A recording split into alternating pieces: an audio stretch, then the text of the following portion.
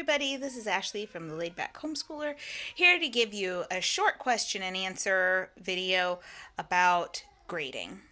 Is it necessary to grade all of your child's work? I've heard a lot of different perspectives on this, so I'm just going to answer for myself.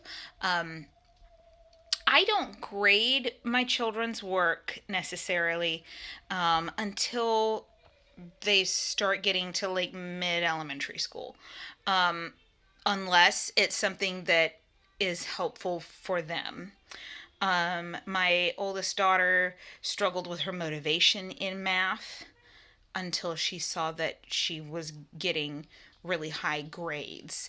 And then she was more motivated to do her work because she wanted to see those high numbers.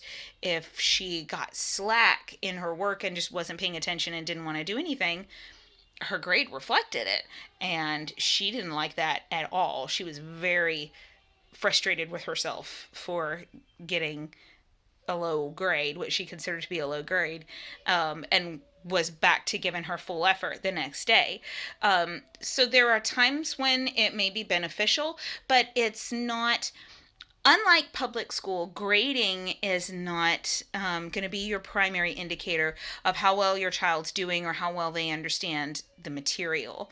In public school, just kind of because of the nature of the beast, that's how grading functions. It's the measure of how well you are able to understand and use the material.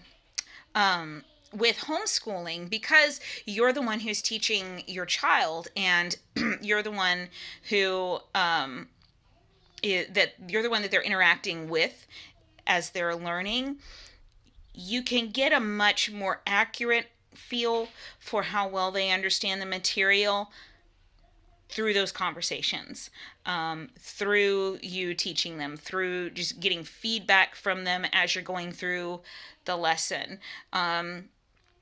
With math, for example, I'll show one of my girls how to do a new problem. My middle daughter is learning her multiplication tables right now. So I'll write them all up on the board and I'll start working some for her. And she has a math brain, so she understands this stuff almost intuitively. So I'll show her a couple times what we're going to do and say, now you work the next one. Tell me what we're doing. Walk me through the steps. I'll write it up on the board, but I want you to show me what we're doing. That's how I measure my children's grasp of the material, instead of with a number grade or a letter grade. I find it's a lot more effective, and it saves me a lot of time and effort and struggle trying to grade all these papers. I've got 3 children in elementary school right now, and then a preschooler, and then a baby, and then a house. And so there are a lot of demands on my time, and if I can take grading off my plate because it's not necessary, then I'm going to. That's part of my philosophy, I guess, as a laid-back homeschooler. I want to remove anything that is not necessary because it's only going to be added stress. Now, my oldest daughter is in 5th grade, and so grading is becoming a little bit more of a thing that we do. She has more tests now than she has in previous years. I think she started having more tests in 4th grade.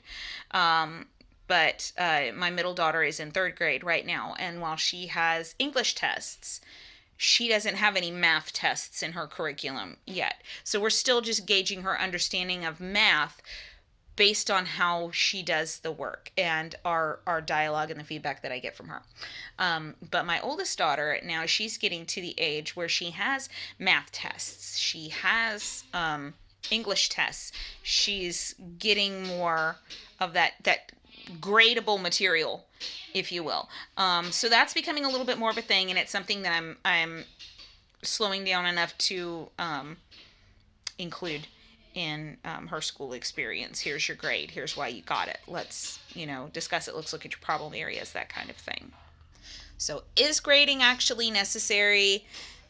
It is not necessary to actually grade all of the work, assign a letter grade, pick a grade scale, anything like that. What is necessary is for you to stay on top of how well your child is understanding the material. Because one of the big benefits of homeschooling is being able to slow down and go over something or present the material in a different way if they're not understanding it. So I hope that that has cleared up any questions on the subject of grading. If you have any more questions or comments, please leave them in the comments section so I will see them. Please like this video if it was helpful to you, and don't forget to subscribe to the channel. I'll see you next time. Bye.